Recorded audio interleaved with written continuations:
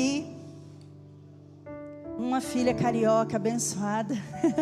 Gostaria que vocês recebessem ela com um aplauso de carinho especial, amém? Mulher de Deus, abençoada. Direto de Niterói. Ela não é a mesma, né, gente? Vocês estão vendo? Deus fez uma transformação. Ai, que linda, né? Vamos lá, seguir o caminho dela. Estenda as suas mãos. Eu creio que ela vai ser usada poderosamente através do Espírito Santo para abençoar a igreja. Que teu coração esteja pronto. Pai, nós louvamos o teu nome pela vida da pastora Thaís. Nós nos alegramos, ó Deus, porque o Senhor trouxe ela, Senhor, para ministrar a tua igreja. Fala através dela, que o teu Espírito Santo, Senhor, possa usá-la. Senhor Deus, que o Senhor possa, Senhor, capacitá-la, guardar a vida dela, a vida do pastor Alessandro, a vida da Júlia, da Gabi, Senhor. Pai, no nome de Jesus, ó Deus, usa a tua filha, Senhor, conforme a tua vontade, o teu querer. Assim nós apresentamos ela e abençoamos ela nesse altar, em nome de Jesus. Amém.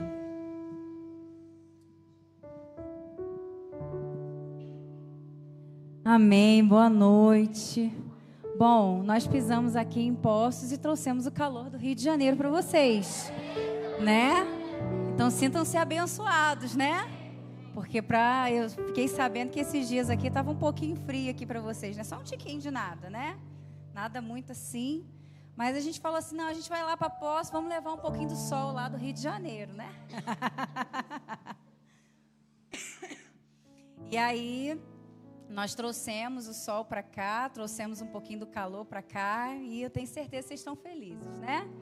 Glória a Deus por isso. Quem aqui se lembra de mim? Olha, poucas pessoas, vocês não me conhecem ainda, né? Mas eu venho aqui, eu estou aqui desde 2019, né? Também, pastora? Glória a Deus, desde 2019... que eu tenho estado aqui ao lado dos meus bispos, meus pais espirituais, e tem sido uma bênção, né? E é um prazer te conhecer, um prazer poder ver rostinhos novos aqui na igreja, né? Deus tem enviado pessoas novas, né? Para cá. Glorifico a Jesus pela vida do pastor Elídio, da pastora Sinara. Uma bênção esse casal, né, gente? Glória a Deus. É uma bênção estar aqui com vocês hoje. E eu quero te dizer que a palavra que eu separei para poder ministrar aqui hoje é uma palavra que Deus está ministrando primeiramente para mim, para o meu coração, para a minha casa, para a minha família, né? E a palavra que Deus colocou no meu espírito foi, né, algo novo que Deus está fazendo, sabe? Na minha casa, na minha família, no nosso ministério. E eu queria falar sobre isso nessa noite, porque eu estava estudando sobre o texto base que vocês estão usando aqui, né? Foi um texto de Lucas. Nossa, ano passado, como eu remoí esse texto, como eu gerei esse texto dentro de mim. E ele é poderoso, porque você vai ver os discípulos indo no caminho de Emaús, e você vai ver algo lindo acontecer. Os olhos dos discípulos sendo abertos. Isso significa que muitas vezes nós estamos indo em um caminho, Jesus ele precisa ir nesse caminho, nos resgatar, alinhar o nosso coração, alinhar a nossa visão e nos resgatar, recalcular a nossa rota. E o que Jesus faz naquele caminho de Emaús? Ele recalcula a rota dos discípulos que estão ali. E ele fala, olha, eu tenho uma rota para vocês. Vocês estavam indo por um caminho, agora vocês vão por outro. Mas tem uma coisa, vão para Jerusalém e fiquem lá até que do alto sejam revestidos. A palavra vai dizer que os discípulos, né, eles inspiram Jesus para Jesus ficar. E Jesus fica.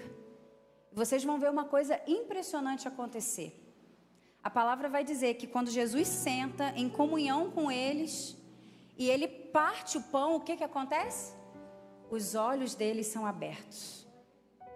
Isso significa que na mesa tem comunhão, mas na mesa tem abertura de visão. E sabe o que aconteceu naquela mesa? os discípulos que não enxergavam, não discerniam, começaram a enxergar e discernir. Fala para essa pessoa que está do seu lado: você precisa de comunhão. Fala para ela assim: você precisa de célula. Você precisa de mesa. Sabe por quê? Porque é na mesa que os olhos são e a visão é devolvida. Então, em nome de Jesus, que nessa noite a sua visão seja aberta, as escamas dos seus olhos caiam, mas seja devolvido também a visão. A visão, não qualquer visão, mas a visão de Deus sobre a sua vida, sobre a sua casa e sobre a sua família, em nome de Jesus. Amém? E é sobre isso que eu quero falar. Deus sempre vive nos resgatando. Você já parou para pensar nisso? Como que o nosso coração muitas vezes precisa ser resgatado pelo Senhor constantemente? Acontece uma coisa aqui, Deus precisa resgatar o nosso coração. Acontece uma coisa ali, Deus precisa resgatar o nosso coração. O que estava acontecendo com os discípulos no caminho de Emaús? Eles estavam sendo resgatados. Jesus estava resgatando eles ali. E existem momentos na nossa vida que nós estamos muito intensos em Deus. E existem outros momentos que nós não estamos tão intensos assim. A gente está um pouco menos intenso. Até a gente conseguir chegar ao equilíbrio. E o que acontece? O povo de Israel era assim. Deus, ele precisava constantemente resgatar o povo de Israel. E falar: peraí, deixa eu alinhar o coração de vocês. Aí eles caminhavam mais um pouquinho, muito intenso. Aí Deus vinha lá e falava assim: peraí, tá intenso demais, deixa eu resgatar vocês aqui. Aí daqui a pouco estava intenso de menos. Aí Deus vem lá e resgata o povo de Israel. Qual era o propósito de Deus em todos esses resgates? Produzir equilíbrio neles. Produzir esse espírito de equilíbrio que Ele nos dá. Uma hora você está mais dedicado a Deus. Outra hora parece que você está menos dedicado a Deus. Uma hora você está fazendo muito devocional. Outra hora você está fazendo menos devocional. Uma hora você está orando muito. Outra hora você está orando pouco. E o que acontecia com o povo de Israel? A mesma coisa que acontece com a gente. Deus, ele sempre precisa vir e ministrar em nós um espírito de equilíbrio. E nesses resgates, Deus sempre vinha trazendo novidade de vida para o seu povo. Ele sempre vem trazendo algo novo. Sabe por quê? Eu preciso te falar isso aqui nessa noite. Parece que às vezes a mesma coisa a gente enjoa, não enjoa? Você comer macarrão todo dia, você vai enjoar? Você comer arroz todo dia, você vai enjoar? Parece que às vezes, parece que na nossa vida espiritual, quando está tudo muito igual, parece que Deus, ele precisa vir chacoalhar a gente e falar assim: eu preciso fazer algo novo na vida de vocês. E no povo de Israel era exatamente assim. Quando eles estavam nesses momentos, Deus virava para eles e falava assim: eu vou fazer uma coisa nova. É por isso que Isaías 43, ele está falando: ó, eu estou fazendo uma coisa nova, vocês não estão vendo, não? E eu preciso falar uma coisa para vocês nessa noite, Igreja Batista Vivac Cisana. Deus está fazendo algo novo aqui. Não é parecido com o antigo. Não é parecido com o que você já viveu. Não é parecido com aquilo que você já experimentou. É algo novo. Agora eu preciso te perguntar: tem espaço no seu coração para algo novo? Você tem algo novo que você vai permitir que Deus faça na sua vida? Sim ou não? Sim. Quem aqui gosta de coisa nova? Eu gosto. Você gosta de roupa nova? Você gosta de bolsa nova? Qual homem aqui que gosta de um sapato novo? Todo mundo gosta de uma coisa nova. Deus, ele se alegra em te dar coisas novas. Deus, ele tem prazer em te dar coisas novas. E eu queria pedir, tem aqui, né? Bota para mim, por favor, segunda carta aos Coríntios, capítulo 5, versículo 17. Olha o que a palavra vai falar. Em segunda carta aos Coríntios 5, 17. Vamos ler juntos? Só desse lado aqui. Vamos para cá, então. Olha só. Logo, todo aquele que está em Cristo se tornou nova criação. a velha vida acabou e uma nova vida teve início. Quando você se entregou para Jesus, Jesus começou a fazer coisas novas na sua vida, sim ou não? Ele começou. E tudo se fez novo. Deus mudou a sua vida por completo. Ele mudou as suas amizades. Ele mudou os seus hábitos. Ele mudou os seus costumes. Porque quando Jesus ele chega na vida de uma pessoa, ele é assim. Ele faz tudo novo. Só que nós precisamos pensar numa coisa. Ao longo do caminho, nós esquecemos simplesmente de continuar vivendo coisas novas.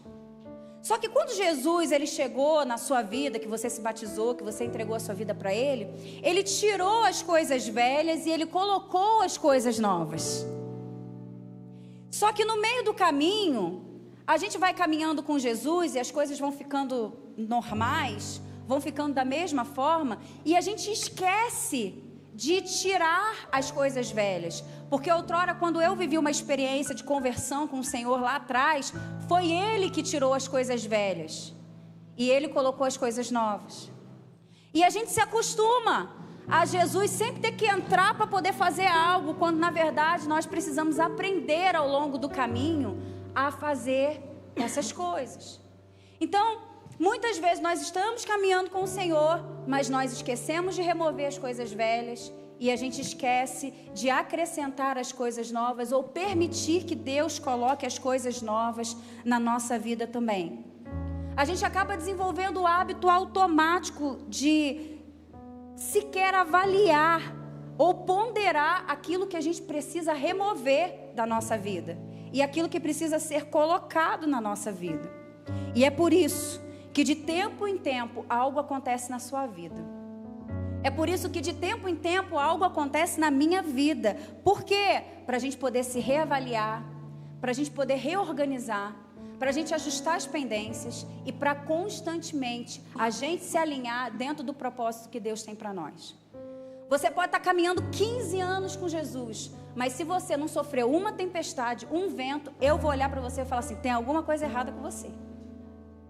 Por que tem alguma coisa errada, queridos? Porque de tempo em tempo, Deus ele vem para poder fazer algo novo na nossa vida. E se nós não estamos experimentando algo novo, tem algo errado conosco. E a gente precisa pensar nisso. Agora, Deus ele não faz algo novo sozinho. Deus ele faz algo novo agora junto com você. Ele quer a sua contribuição. E eu te pergunto nessa noite, o que precisa ser feito nesse momento na sua vida para que Deus derrame o novo dele? O que você está precisando trocar nesse momento? Você está precisando trocar o medo pela fé? Ou talvez você esteja precisando trocar a insegurança por coragem? O que você está precisando? Trocar a tristeza por alegria? O que é que Deus está fazendo? O que precisa ser organizado dentro de você? O que precisa ser reorganizado? O que precisa ser achado de novo dentro de você? A palavra diz que uma mulher, ela estava dentro da sua casa e ela perdeu uma dracma. A Bíblia não diz que ela foi para o campo, ela foi para a cidade e ela perdeu a dracma. A palavra diz que ela estava porque os maiores valores nós perdemos dentro de nós mesmos. É dentro da nossa própria casa que nós precisamos resgatar. Quando ela termina, ela acha a dracma perdida e ela vai até as suas amigas para quê?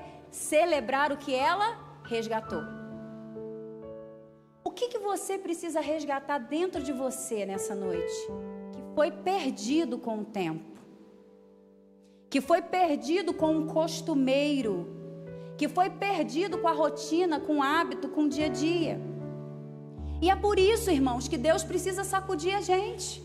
É por isso que Deus ele precisa nos movimentar. Para quê? Para que Ele possa levar a gente para um outro nível, para poder remover dentro de nós o que precisa ser removido e que a gente se habitua.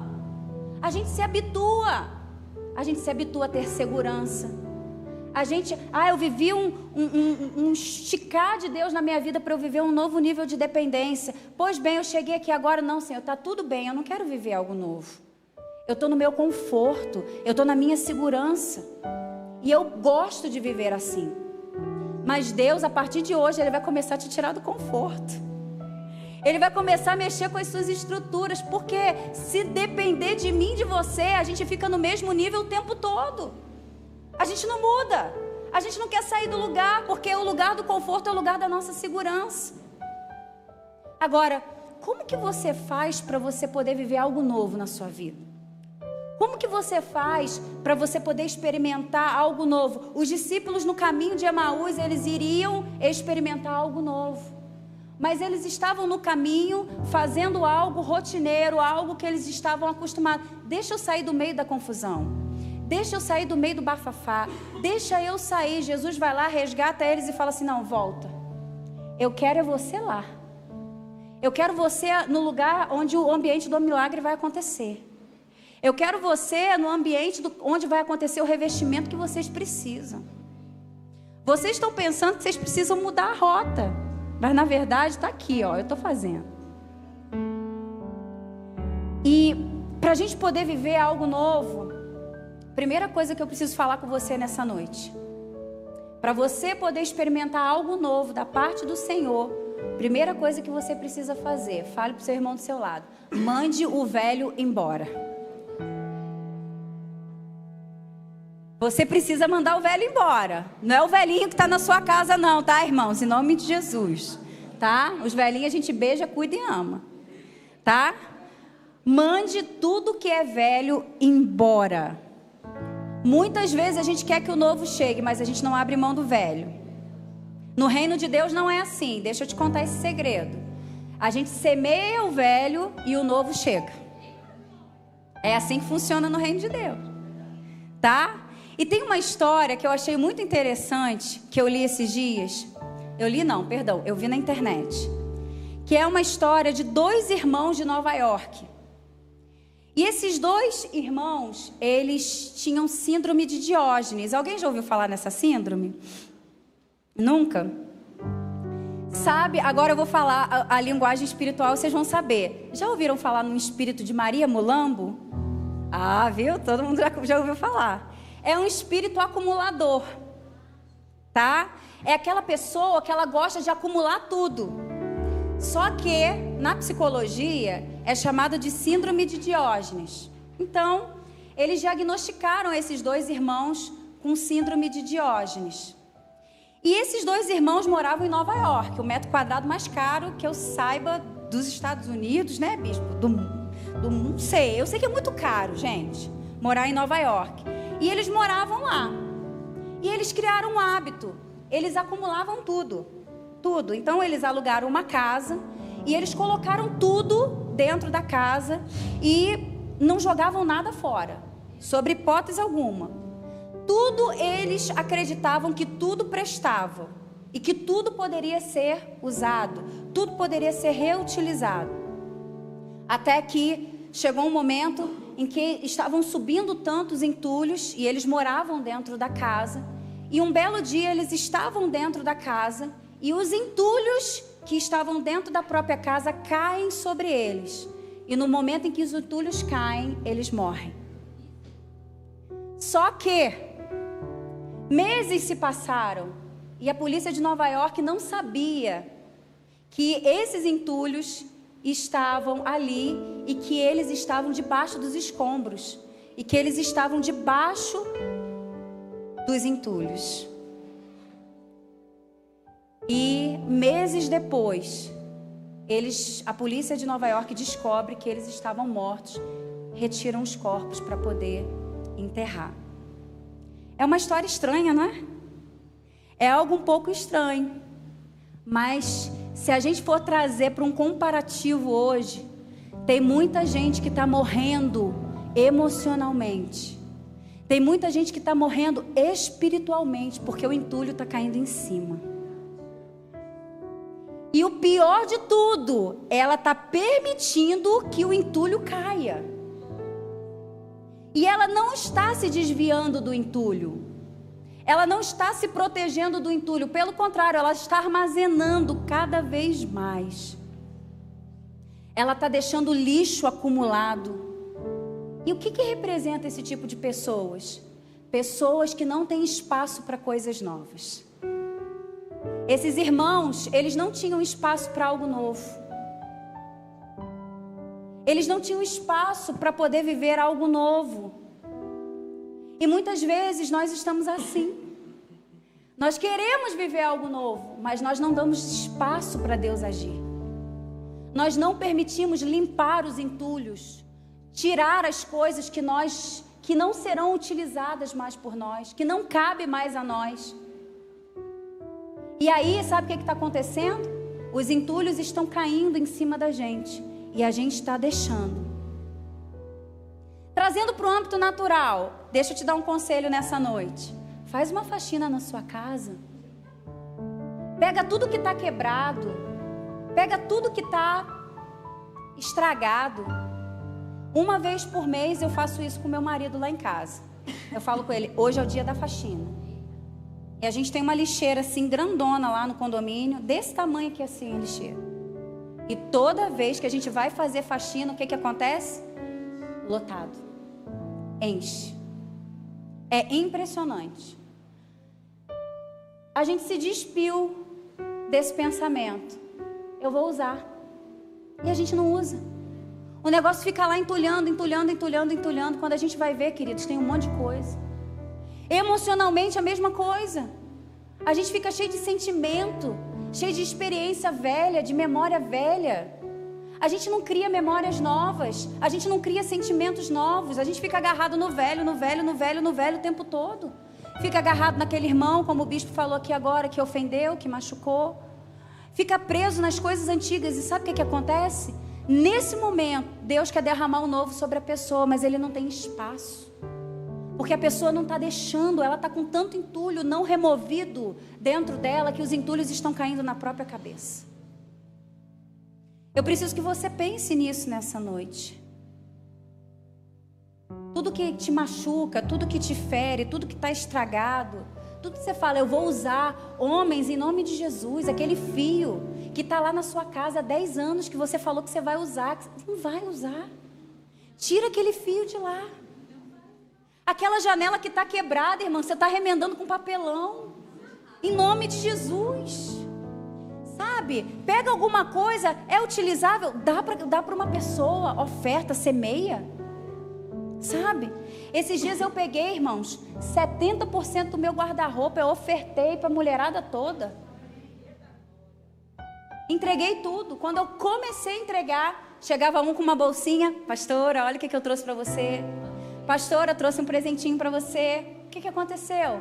Semeei, colhi. Entreguei o velho, o novo chegou na minha vida. Então, queridos, nós precisamos aprender a nos limpar. Será que de repente você está aqui nessa noite e você precisa liberar perdão para alguém? Você está aqui nessa noite e você passou uma frustração que você nunca venceu.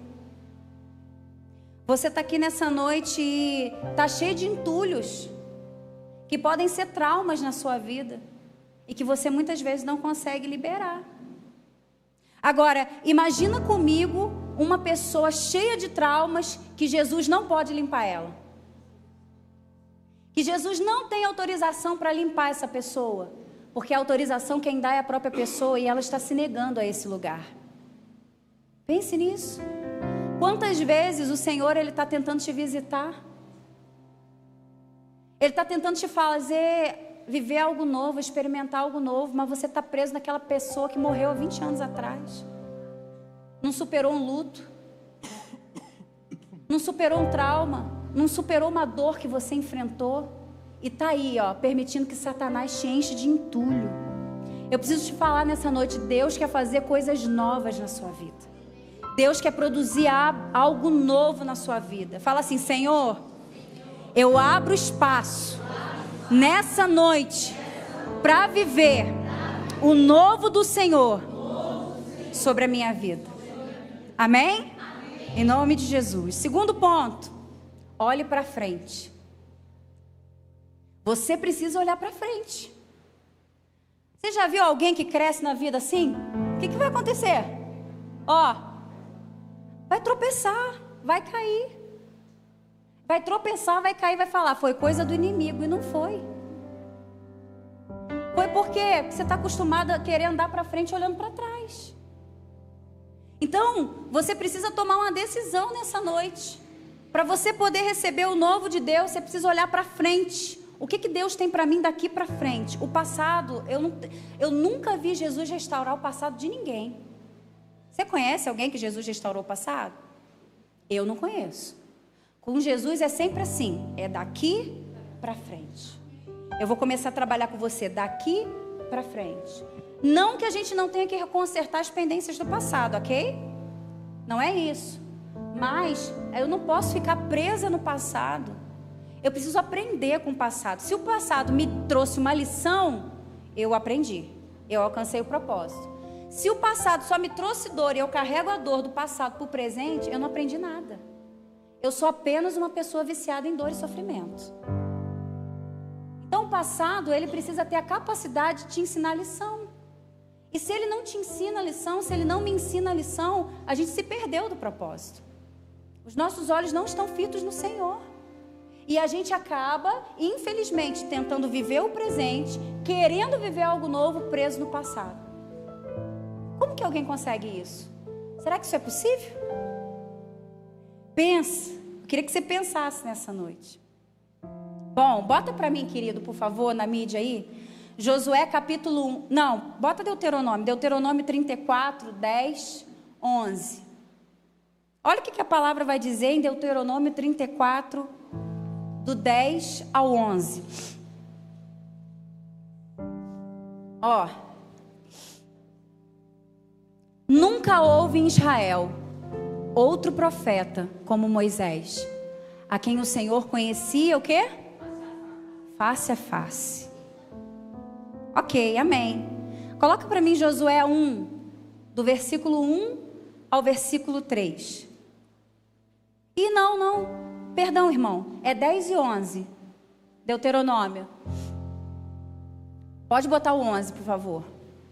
O Senhor o enviou ao Egito para realizar todos os sinais e maravilhas contra o faraó, contra todos os seus servos e contra toda a sua terra. Amém? Entendeu até aqui?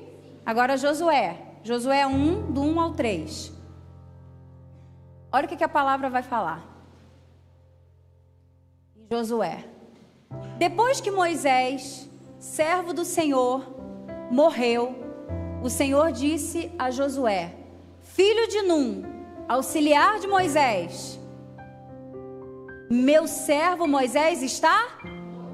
Chegou a hora de você conduzir todo esse povo, os israelitas, para atravessar o rio Jordão e entrar na terra que eu lhes dou. Sabe o que Deus estava falando com Josué aqui? Ele estava falando assim com Josué: Josué, olha para frente. Eu sei que vocês, como Israel, igreja do Senhor, vocês viveram muitas coisas, muitas dores e muito sofrimento. Vocês passaram muitas coisas. Mas Josué, meu servo Moisés, morreu. Eu tenho algo novo para minha nação. Eu tenho algo novo para os meus escolhidos. E adivinha o que aconteceu? Eu te escolhi, Josué, para você conduzir esse povo para novidade de vida. Foi muito bom.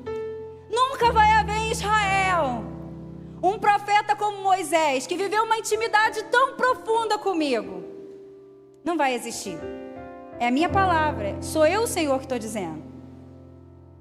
Mas, independente dessa característica profunda de intimidade que ele carregava diante de toda a nação de Israel e diante de mim, Josué, você tem uma outra característica, você tem uma outra liderança, e eu te preparei para um tempo oportuno, para um propósito específico, para realizar lá na frente. Vai e conquista a terra que eu te mostrarei. Moisés tinha a capacidade de gerar no ventre dele uma intimidade com Deus e uma nação que não existia. Esse era o propósito de Moisés.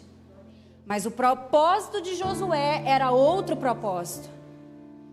Era o propósito de conduzir o povo à terra prometida, de conduzir o povo a um novo tempo para a nação de Israel, para a igreja de Israel. Sabe qual é o problema? Às vezes a gente fica olhando para o passado, para como Deus fez no passado, e a gente acha que Deus, ele é padronizado, que ele vai fazer como ele fez no passado, da mesma forma, do mesmo jeito. E a gente fica preso nesses padrões. Mas Deus, ele está falando assim, olha, não fique preso, Josué, no padrão de Moisés. Porque agora o que eu vou fazer na sua vida é totalmente novo. Então faz um favor para mim, Josué, olha para frente. Tem alguém me entendendo aqui nessa noite? Para de olhar para trás. Ai, a dor do passado. Ai, como fulano me machucou. Ai, como eu era assim, como eu era amado. Ai, a cebola do Egito, o alho do Egito, tomate do Egito, pimentão do Egito. Para de olhar para trás. Deixa eu te falar uma coisa. Se você der atenção para o diabo, ele vai te dar direção. Se você ficar ouvindo o que ele fala, ele vai te dar direção. Porque você não está ouvindo o Espírito, você está ouvindo o que ele está falando na tua cabeça. E se você ficar ouvindo, queridos, qualquer coisa que não venha do Espírito Santo para a sua vida, você vai ser incapaz de avançar. Deus precisa ter acesso. Deus precisa ter acesso ao seu coração para remover os entulhos do passado. Ele precisa. Ele precisa que você olhe para frente. Pode ter tido muito sofrimento no teu passado, mas agora vai acontecer. Algo novo Deus vai fazer na sua vida. Algo novo Deus vai fazer no seu casamento. Algo novo Deus vai fazer na sua família. Algo novo Deus vai fazer na vida dos seus filhos. Deus, ele tem preparado algo novo para você. E ele tem um presente e um futuro totalmente diferente do que o que você já viveu. E era para esse futuro que Josué precisava olhar. E é para esse futuro que você precisa olhar. Porque Deus, ele está fazendo algo novo. Quem aqui se lembra de Pedro em João capítulo 21? O que acontece? Queridos, a alma humana é terrível. A nossa alma é terrível. Ela tenta nos levar para o ambiente de segurança, para o ambiente de domínio que eu já conheço, já discerno e sei o tamanho da dor. Porque enfrentar o desconhecido é muito mais difícil para a gente. Porque ali eu não domino, ali eu não sei o que vai acontecer comigo, ali eu não sei o tipo de dor que eu vou enfrentar, ali eu não sei se eu estou disposto, se eu vou conseguir. Lá atrás o que eu já enfrentei já me deu um certo domínio, uma certa leitura. Isso me traz segurança. O cérebro humano é estratégico. E vai acontecer algo muito interessante em João 21. Já estou terminando. A palavra vai dizer que Pedro, quando traz Jesus, o que acontece? Ele volta. Mas quando ele está pescando, Jesus vira para ele e fala o quê? Agora eu te farei pescador de... Significa que ele não seria mais pescador de peixes. Mas quando Jesus morre, o que ele faz? Ele continua olhando para frente, continua sendo pescador de homem? O que ele faz? Eu vou para o meu lugar de segurança, para o meu lugar habitual de sofrimento, que eu já conheço e que eu já discerno. Ele volta, ele retrocede. É necessário o mestre se apresentar a ele como ele fez no caminho de Emaú aos discípulos, e deixar claro para eles, olha, eu vou fazer algo novo. Por que, Pedro, que você olhou para trás? Por que, Pedro, que você não olhou para frente? Pedro, o que você está fazendo de novo nesse barco? Pelo amor de Deus! O que você está fazendo aí, cara? Vai fazer o que eu disse para você fazer. Vai realizar o que eu disse para você realizar. Você está olhando para trás por quê? O que o passado tem para te oferecer? Nada. E Pedro, naquele momento, ele é desafiado por Jesus a olhar para onde, irmãos? Para frente. E eu quero te desafiar nessa noite, olhe para frente. Olha para o propósito que Deus tem na sua vida. Olhe para aquilo que Deus está apontando para você, porque Ele vai fazer algo novo. Terceiro e último ponto, prometo. Não coloque limites em Deus. Fala para essa pessoa que está do seu lado. Não coloque limites em Deus. Agora bota o dedo de profeta para ele e fala assim: não coloca limite em Deus. Para de colocar limite em Deus. Eu também vi uma história esses dias que o meu marido está tentando mudar a minha cabeça, mas eu acredito que ele está certo. Mas vamos lá, eu vou contar ela mesmo assim. As pessoas acreditavam há muitos anos atrás que a Terra era plana, né? Não sei se tem alguém que já estudou muito geografia aqui que sabe, né? Então, eles tinham medo de chegar na borda da Terra e cair e serem devorados por monstros marinhos. Alguém já ouviu essa história? Já ouviu, né, irmão? Tamo junto. E aí, o que acontecia? Eles tinham medo de navegar para lugares mais distantes, lugares onde eles poderiam cair, serem devorados, serem destruídos.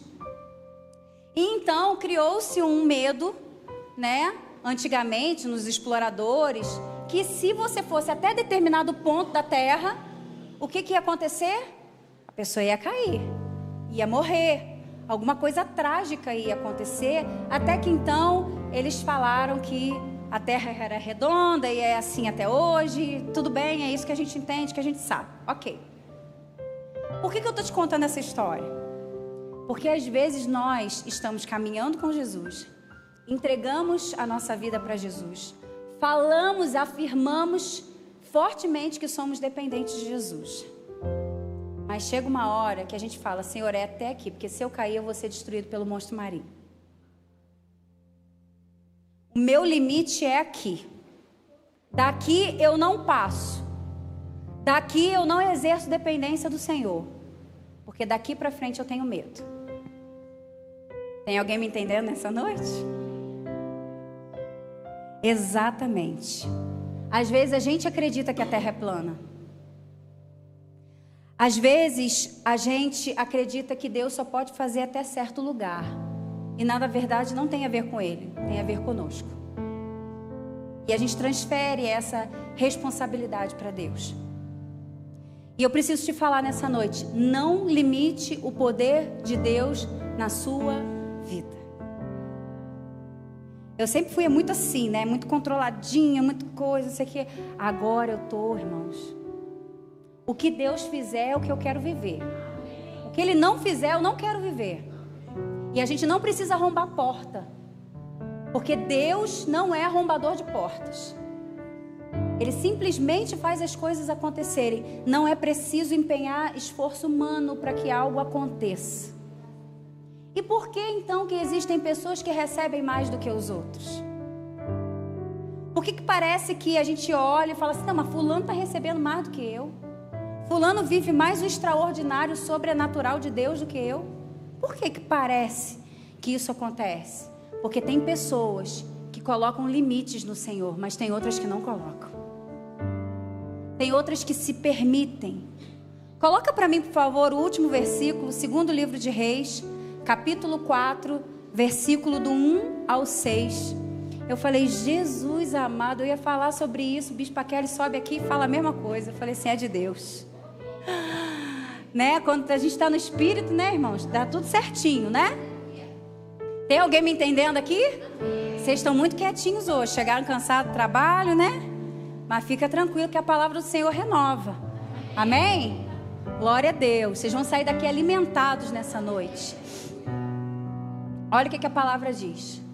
Certo dia, a viúva de um dos membros do grupo de profetas, olha só, a viúva de um dos membros do grupo de... Então o marido dela era do grupo de... Ok. Foi pedir ajuda a Eliseu. Meu marido, que o servia, e o Senhor sabe como ele temia ao Senhor. Agora veio um credor que ameaça levar meus 2 filhos como escravos. O que posso fazer para ajudá-la? Perguntou Eliseu. Diga-me, o que você tem em casa? Não tenho nada, exceto uma vasilha de... Respondeu ela. Então, Eliseu disse: tome emprestadas muitas vasilhas de seus amigos e vizinhos. Quantas? Conseguir. Depois, entre em uma casa com seus filhos e feche a porta. Derrame nas vasilhas o azeite que você tem e separe-as quando estiverem.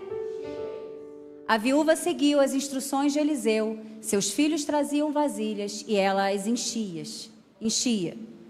Logo, todas estavam cheias até... Traga-me mais uma vasilha, disse ela a um dos filhos.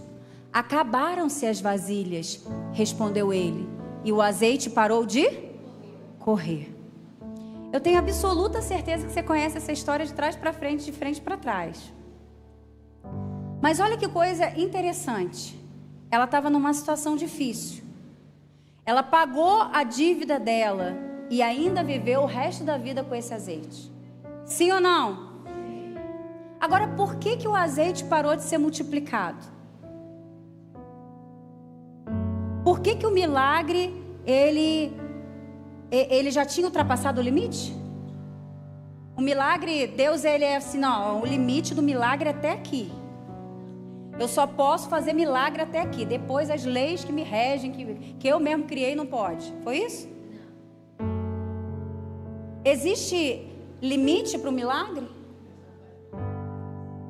Não é? Então o que acontece? Por que Deus não podia fazer mais? Por que o milagre parou? Você sabe a resposta. Por quê? Porque não tinha mais? Nunca houve e nunca haverá limites para o Senhor. Nunca. Somos nós que limitamos o poder dele na nossa vida. Somos nós que impedimos muitas vezes o sobrenatural por causa do medo.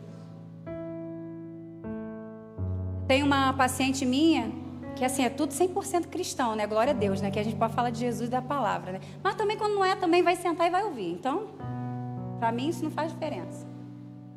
E hoje, na verdade, nem foi uma terapia, foi um discipulado com ela. Tá voando, começou a voar. Tem 60 anos, ela começou a voar. Ela tá, pastora, eu tô vivendo extraordinária, eu já conheço. Daqui a pouco, o avião pousa na pista. Já até conheço, já sei como é que é. Eu olhei para ela e falei assim: querida, hoje eu vou precisar ser mais incisiva com você. Você hoje foi visitada pelo espírito do medo. Porque o medo é um espírito. E ele tenta se apoderar de nós e das nossas emoções quando a gente está para romper. Quando a gente está para poder viver algo novo. E esses dias eu estava vivendo algo novo, algo que Deus está fazendo tão poderoso na minha vida e na vida do meu marido. E o espírito do medo veio. Pá! Meu coração acelerou. E ele disse: sabe tudo isso aí que você está vivendo? É um tempo. Vai encerrar aqui. Vai parar. Você não pode ser abençoada desse jeito. E naquela hora, o Espírito Santo virou para mim e falou assim: ou tu combate ele agora, dentro de você, ou você vai viver isso pro resto da vida. Altos e baixos. Ah, irmãos, para que o Espírito Santo falou aquilo para mim? A gatinha mimosa se levantou igual uma leoa. E eu saí, capeta do inferno, Satanás desgraçado, você está condenado. Eu tenho direito à vida eterna. O melhor dessa terra é para mim. E eu falei: você sai da minha casa, você sai da minha mente, você sai das minhas emoções. Eu fecho as brechas, eu fecho todo o acesso. E eu te digo uma coisa: pega as suas coisas e bate em retirada, porque aqui tu não fica. Todas as vezes que o espírito do medo Ele se apresentar para mim e para você, Ele vai se apresentar em um tempo oportuno. É o tempo que você está voando, é o tempo que você está fluindo. E sabe o que aconteceu depois que eu fiz isso? Sabe o que aconteceu depois que eu me posicionei no mundo espiritual e combati esse espírito que se apresentou a mim? Eu comecei a crescer mais. Deus começou a fazer mais. Porque tudo aquilo que você enfrenta e utiliza a autoridade de pisar em serpentes e escorpiões, que é seu por direito, e você não se permite ser oprimido, você vence. E eu te pergunto uma coisa: talvez se houvesse mais esforço, teria mais vasilhas e teria mais azeite, e o milagre continuaria a ser mais intenso e mais e mais e mais. Por que eu estou te falando isso? Porque muitas vezes somos nós que colocamos limite em Deus. Porque a gente olha para o nosso lado e a gente pensa: eu já estou cheio demais. Deixa eu te falar, em 2019, eu cheguei aqui e vivi uma glória de Deus impressionante. Onde eu fui curada e restaurada por Deus através dos meus bispos, e sou até hoje. Mas tem uma coisa: essa glória de 2019 é a mesma glória de 2025. Ela não foi embora. A mesma unção que eu vivi em 2019 é a mesma unção que todas as vezes que eu chego aqui eu vivo ela. A unção não mudou, mas às vezes a gente está cheio demais. Às vezes a gente se acostuma com o sobrenatural de Deus. A gente se acostuma com a unção. A gente se acostuma inclusive com as pessoas. A gente se acostuma com a igreja, com o ambiente. E aí, sabe o que acontece? Nesse momento, não tem a ver com a unção, não tem a ver com o homem de Deus, tem a ver com as vasilhas que estão cheias demais. E tudo que está cheio demais, quando você come muito, o que acontece? Estou satisfeito, não quero mais não. Tá bom, já estou abarrotado. Às vezes a gente está na igreja, queridos, e a gente está cheio da unção. A gente já está lotado de tanta graça de Deus.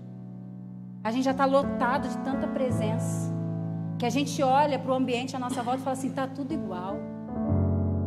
E não está tudo igual, porque Deus continua se apresentando, continua derramando a unção, continua transformando,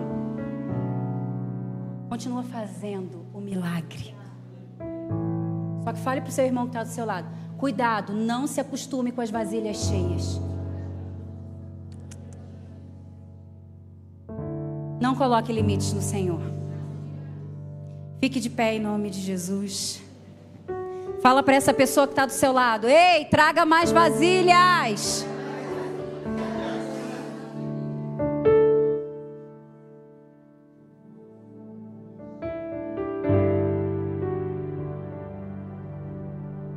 Fale comigo assim: Senhor, nessa noite eu mando o velho embora. Eu decido olhar para frente. E eu decido não colocar limites no Senhor, para que eu possa ser como os discípulos de Emaús e o Senhor me resgate, para eu viver o novo de Deus sobre a minha vida, em nome de Jesus. Dê um aplauso para o Senhor, amém?